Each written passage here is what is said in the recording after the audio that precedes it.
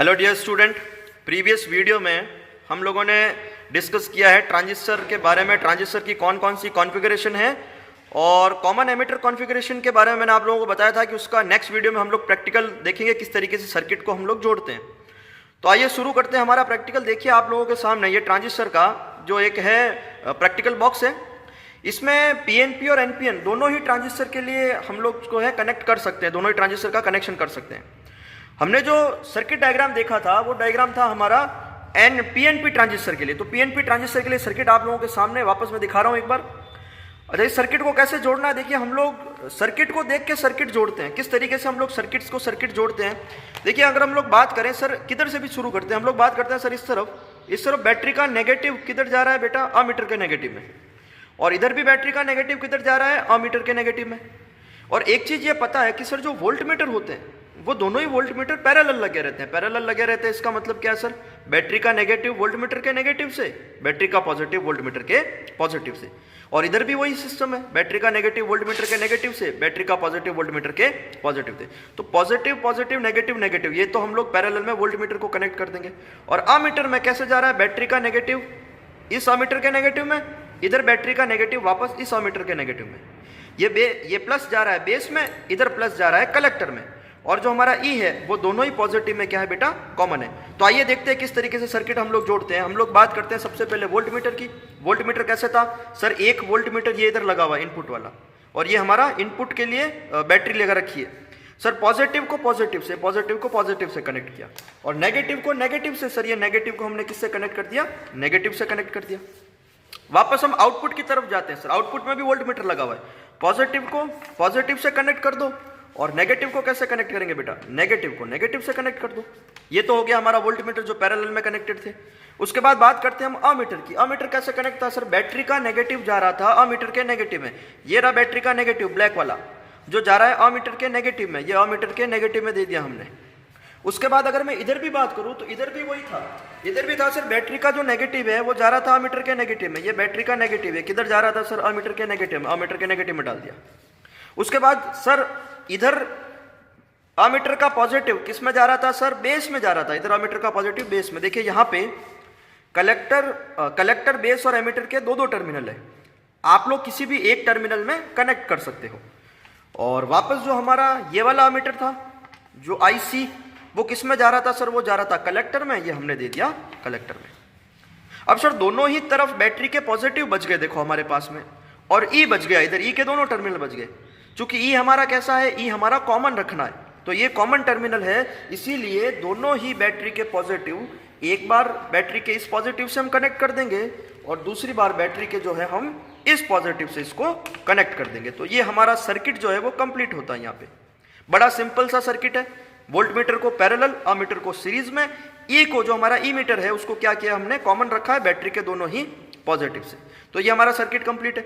Circuit complete हो जाने के बाद में हमने एक चीज पढ़ी थी सर, हमारा जो अमीटर था वो किस में था सर माइक्रो एम्पियर में था। देखिए हमारा सर्किट फिर से, ये हमारा जो अमीटर है वो माइक्रो एम्पियर में। तो माइक्रो एम्पियर में इसका मतलब है हमें ये जो स्विच है वो कहाँ रखना पड़ेगा, ऊपर रखना पड़ेगा माइक्रो एम्पियर की ओर। अब स्टार्ट करते हैं हम लोग, सर्किट को ऑन करते हैं। एक एक वोल्टेज की रीडिंग पे एक एक अपन को करंट की रीडिंग नोट करनी है। और जब भी हम लोग प्रैक्टिकल लेते हैं वोल्टेज और अमीटर की करंट उसकी रीडिंग नोट करते हैं, तो पहले हमें लिस्ट काउंट पता होना चाहिए कि सर हम लिस्ट काउंट कैसे कैलकुलेट करेंगे। बड़ा आसान सा तरीका है लिस्ट काउंट कैलकुलेट करने का। अगर हम इधर ध्यान दें तो हमारी जो स्केल है वो 0 से देखो यहाँ तक खत्म हो रही है, वापस जा रही है 1 वोल्ट तक जा रही है। और बीच में अगर देखा जाए तो 0 से लगा के नेक्स्ट जो बड़ा यहाँ नंबर लिखा हुआ है वो लिखा हुआ है 0.2 लिखा हुआ है यहाँ पे, फिर 0.2, 0.4, 0.6, 0.8 और 1। अच्छा, अगर मैं 0.2 की बात करूं तो 0 से 0.2 के बीच में छोटी छोटी 10 लाइनें हैं। कितनी लाइनें हैं, इसका मतलब है अगर मैं 0.2 को 10 से डिवाइड करूं तो मुझे मिलता है 0.02। तो 0.02 जो है वो हमारे इस वोल्ट मीटर का क्या हो गया बेटा, लिस्ट काउंट हो गया। ओके, ऐसे ही हम लोग अमीटर का भी लिस्ट काउंट कैलकुलेट कर सकते हैं। अभी हमारे स्विच ऊपर है, यानी हम ऊपर वाली स्केल पढ़ेंगे। ऊपर वाली स्केल यानी हमारी माइक्रो एम्पियर वाली स्केल। यहां लिखा हुआ है 0 के बाद नेक्स्ट हमारे पास नंबर लिखा हुआ है ऊपर 50, और 0 से 50 के बीच में वापस 10 लाइनें हैं। और 10 लाइनें मतलब एक लाइन का मतलब कितना हो गया, 50 divided by 10 that is 5 micro ampere का हमारा लिस्ट काउंट हो गया इस अमीटर का। ठीक है ना, माइक्रो एम्पेयर की बात करो, अभी नीचे वाले मिली एम्पेयर की बात नहीं कर रहा, ऊपर वाली स्केल पढ़ रहे हैं हम लोग, ठीक है। अब स्टार्ट करते हैं किस तरीके से हम लोगों को रीडिंग नोट करनी है बेटा। रीडिंग नोट करने के लिए हम लोग क्या करेंगे, सबसे पहले वोल्टेज को बढ़ाओ, तो हम वोल्टेज को बढ़ाते हैं, कितना बढ़ाते हैं हम लोग बात करते हैं, पहले 0.1 वोल्ट बढ़ाते हैं, कितना बढ़ाते हैं, तो हम लोग यहाँ से धीरे धीरे 0.1 वोल्ट बढ़ाते हैं, ये 0.1 वोल्ट आ गया। अब 0.1 वोल्ट बढ़ाने के बाद हम चेक करते हैं, देखिए हमारी करंट बढ़ी है क्या, सर करंट नहीं बढ़ी, करंट अभी भी 0 पर है। दूसरा, हमने एक चीज पढ़ी है कि सर हम वोल्टेज, जो आउटपुट वोल्टेज है उसको क्या करना है, कांस्टेंट रखना है। सर कहाँ कांस्टेंट रख सकते हैं, अभी 0 वोल्ट पे कांस्टेंट है। अगर सर हम टेबल की बात करें, हमने टेबल में लिखा है, सर हम लोग टेबल में लिखा था 2 वोल्ट कांस्टेंट, दिख रहा है बेटा, तो हम लोग इसको 2 वोल्ट कांस्टेंट भी कर सकते हैं। आप इसको क्या करो, यहाँ से 2 वोल्ट कांस्टेंट कर सकते हो। ये हमने क्या रखा है, इसको यहाँ से 2 वोल्ट कांस्टेंट, देखो आप लोगों को दिख रहा होगा, यहाँ से जो वोल्ट मीटर का है, आउटपुट वोल्ट मीटर जो है वो 2 वोल्ट पे हमने कांस्टेंट कर रखा है, हो गया। अब अगर मैं वही वापस, आप 0 से भले वापस रीडिंग लो, 0.1 के लिए देखो कितनी आ रही है, करंट 0 ही आएगी, 0.1 के लिए हमारी करंट कितनी है, 0। तो हम क्या कर सकते हैं सर, हम सबसे पहली रीडिंग नोट करते हैं। कैसे नोट करेंगे सर, ये हमारी टेबल है, ये हमारी सीरियल नंबर, सबसे पहली रीडिंग कितनी है सर, 0.1, और 0.1 वोल्ट पर हमारी जो करंट आ रही है बेटा वो कितनी आ रही है सर, करंट आ रही है हमारी 0, तो 0.1 पे करंट कितनी है, 0, 0.1 पे हमारी करंट हो गई बेटा 0। आगे बढ़ते हैं सेकंड रीडिंग। सेकंड रीडिंग कहाँ लेंगे बेटा, 0.2 पे लेते हो, 0.2 पे ये हम लोग बढ़ा रहे हैं वोल्टेज को, 0.2 वोल्ट पे अगर मैं बात करूं बेटा, 0.2 पे भी करंट कितनी है, अभी देखो 0.2 पे भी करंट 0 है, तो हमारी जो अगली रीडिंग है वो आ रही है कहाँ पे बेटा, 0.2 पे भी करंट कितनी है सर, 0 है। नेक्स्ट रीडिंग नोट करते हैं सर 0.3 पे, 0.3 पे भी कितनी है, 0 है। 0.4 पे चेक करते हैं, 0.4 पे भी कितनी है, 0 है। यानी सर 0.3 और अगर मैं बात करूं बेटा 0.4, इन दोनों पे रीडिंग कितनी है बेटा, 0, 0। अब बात करते हैं बेटा 0.5 पे, देखो 0.5 पे करंट कितनी आ रही है, जैसे ही हम इसको 0.5 पे करते हैं सर 0.5 पे भी हमें फिलहाल करंट कितनी मिल रही है, 0 मिल रही है, नल डिफ्लेक्शन है, तो 0.5 पे भी करंट की वैल्यू कितनी आ रही है, 0 आ रही है। नेक्स्ट रीडिंग लेते हैं बेटा 0.6 वोल्ट पे, देखो जैसे ही 0.6 चला गया 0.6 वोल्ट पे, यानी हमारी जो 0.6 वोल्ट है उस पे जो करंट आ रही है वो कितनी आ रही है, देखो सर उस पे जब हम 0.6 पे चेक करते हैं तो हमें पता चलता है सर ये अभी एक लाइन बढ़ी है, एक लाइन बढ़ी, इसका मतलब सर ये कितना हो गया है, 5 माइक्रो, यानी सर 0.6 वोल्ट पे रीडिंग कितनी आ गई, 5 माइक्रो रीडिंग आ गई, ठीक है ना बेटा। इसी तरीके से फर्दर हम लोग 0.7 पे, 0.8 पे, 0.9 पे और 1 वोल्ट पर रीडिंग हम लोग ले सकते हैं। तो ये हमारी एक टेबल हो गई। कौन सी टेबल हो गई, जब 2 वोल्ट कांस्टेंट है। आगे बढ़ते हैं सेकंड सर, सेकंड हमारा जब 4 वोल्ट कांस्टेंट है, इस पे रीडिंग लेनी है सर, इस पे रीडिंग लेते हैं, इसको करते हैं फिर से एक बार 0, इसको करते हैं 0 और आउटपुट वोल्टेज को 4 वोल्ट पे कांस्टेंट रखना है। रखो सर, हमने आउटपुट वोल्टेज को 4 वोल्ट पे कांस्टेंट कर दिया, ये आउटपुट वोल्टेज हमारा 4 वोल्ट पे कांस्टेंट है, हो गया। फिर से शुरू करते हैं सर बात करते हैं 0.1 वोल्ट, 0.1 वोल्ट पे सर करंट कितनी आ रही है, 0.1 वोल्ट पे करंट है हमारी 0। 0.2 वोल्ट पे करंट कितनी है सर, 0.2 वोल्ट पे भी करंट कितनी आ रही है, 0 आ रही है। सर वापस चेक करते हैं 0.3 वोल्ट पे, 0.3 वोल्ट पे भी 0। 0.4 वोल्ट पे सर, 0.4 वोल्ट पे भी करंट कितनी आ रही है, 0। 0.5 वोल्ट पे चेक करते हैं सर, 0.5 पे भी कितनी आ रही है, 0। 0.6 वोल्ट पे चेक करते हैं सर, 0.6 वोल्ट पे जो है वो तकरीबन सर 2 लाइनें बढ़ गई, यानी कि सर 0.6 वोल्ट पे हमारी जो रीडिंग आ रही है, यानी कि सर 0.1 वोल्ट, 0.2, 0.3, 0.4, 0.5 एंड 0.6।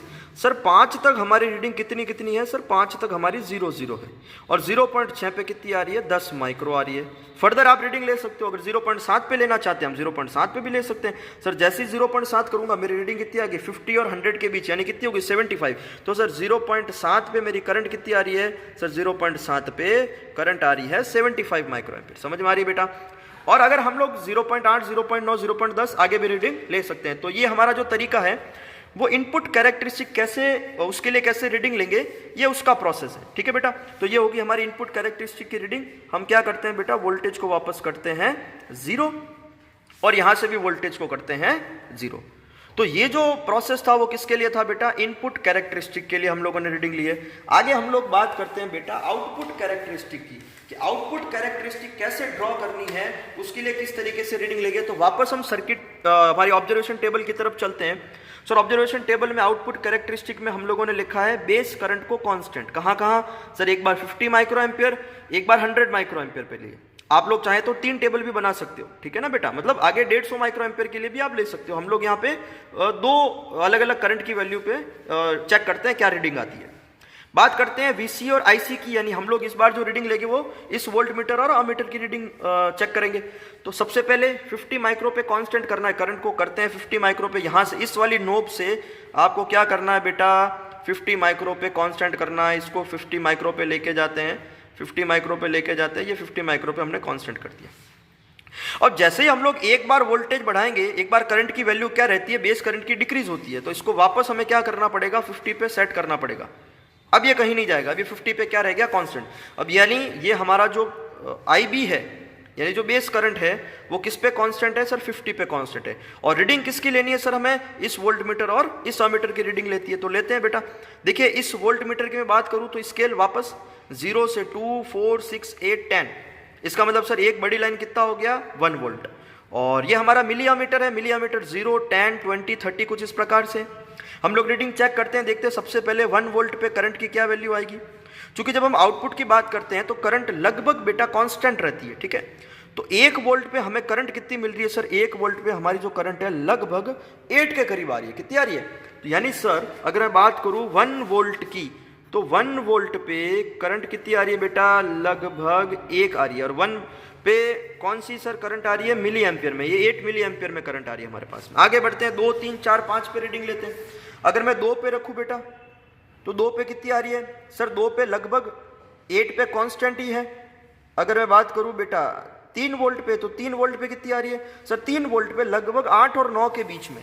तो हम लोग क्या कर सकते हैं सर कि 2 वोल्ट पे हमारी रीडिंग वापस 8 मिली एम्पियर, और सर जो 3 आ रही है उसमें 8 और 9 के बीच में, तो हम लोग इसको लगभग 8.5 मिली एम्पियर मान सकते हैं सर, 8.5 आ रही है, ठीक है। 3 के बाद हम बात करते हैं बेटा जैसे 4 वोल्ट पे, तो 4 वोल्ट पे कितनी रीडिंग आ रही है, 4 वोल्ट पे आ रही है बेटा 9।